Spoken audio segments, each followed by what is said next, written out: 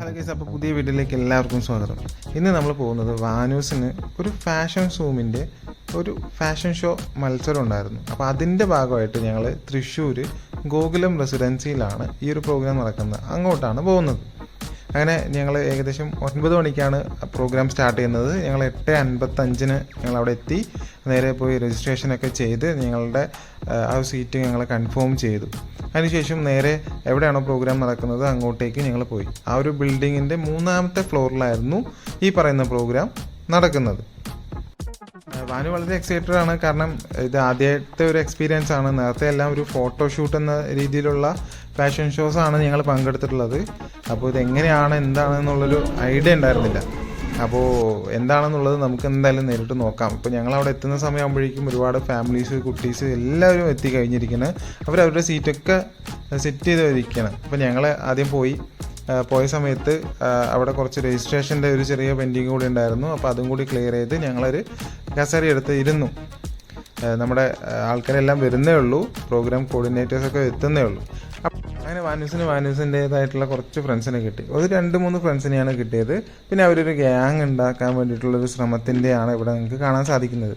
Okay, അപ്പോൾ നിങ്ങളുടെ കുട്ടികൾക്ക് ഇതുപോലൊരു ഫാഷൻ ഷോ അല്ലെങ്കിൽ അങ്ങനെ എന്തെങ്കിലും നിങ്ങളുടെ ആഗ്രഹം ഉണ്ടെന്നുണ്ടെങ്കിൽ ഈ വീഡിയോ മുഴുവനായിട്ട് നിങ്ങൾ കാണാൻ ശ്രമിക്കുക. അപ്പോൾ എന്തായാലും നിങ്ങൾക്ക് അത് ഉപകാരപ്പെടും എന്നുള്ളത് 100% ഉറപ്പാണ്. ഓക്കെ, അപ്പോൾ അങ്ങനെ വാനൂസിൻ്റെ ഫ്രണ്ട്സും എല്ലാവരും കൂടിയിട്ട് അവിടെ കളിക്കുകയായിരുന്നു. അപ്പോൾ നമ്മുടെ ഇൻ്റർനാഷണൽ കൊറിയോഗ്രാഫറായിട്ടുള്ള അതുൽ സാറ് അവിടെ എത്തിയിട്ടുണ്ട്. അപ്പോൾ അവരുടെ ഇനി ചെറിയൊരു സ്പീച്ച് ഉണ്ട്. അപ്പോൾ അത് നിങ്ങൾക്ക് എന്തായാലും കേൾക്കാം. ചെറിയ നോയ്സ് ഉണ്ട്, എന്നിരുന്നാലും നിങ്ങളത് ഫുള്ളായിട്ടൊന്ന് കേൾക്കാൻ ശ്രദ്ധിക്കുക.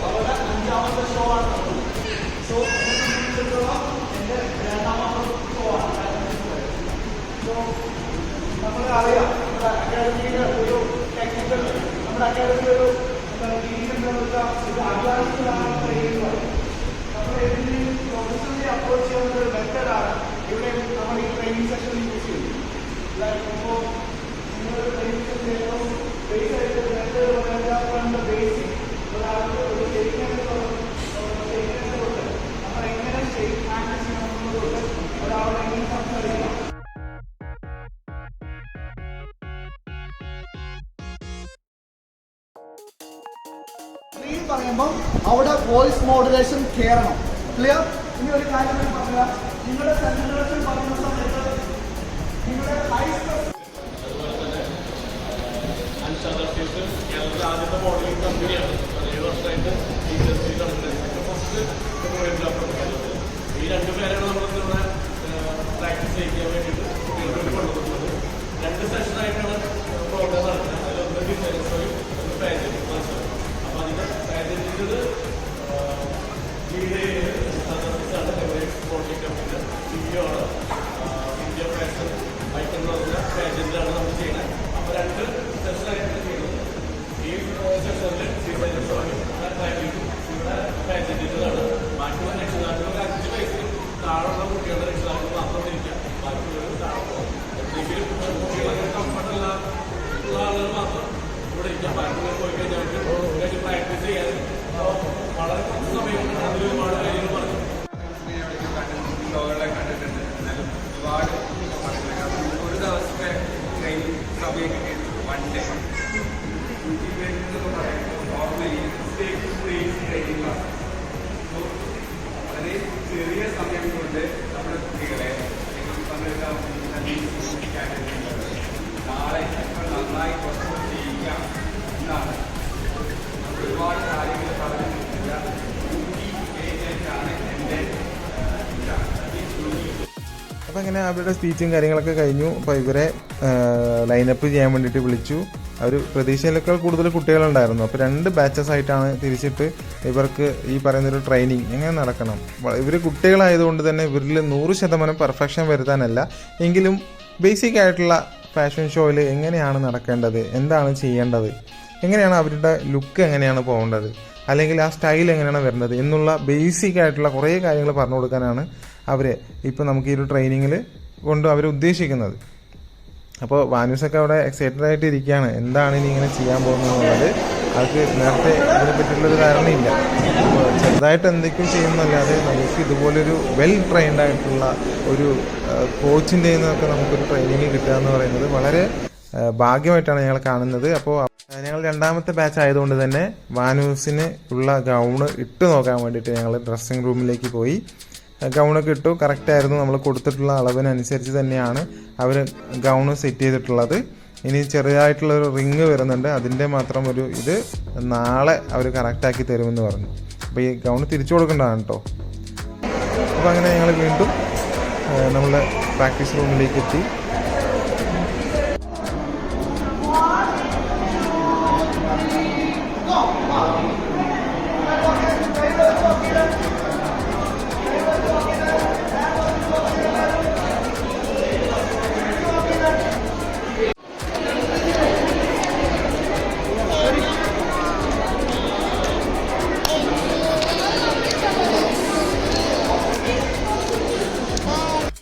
അങ്ങനെ വാനൂസിൻ്റെ ടേണെത്തി.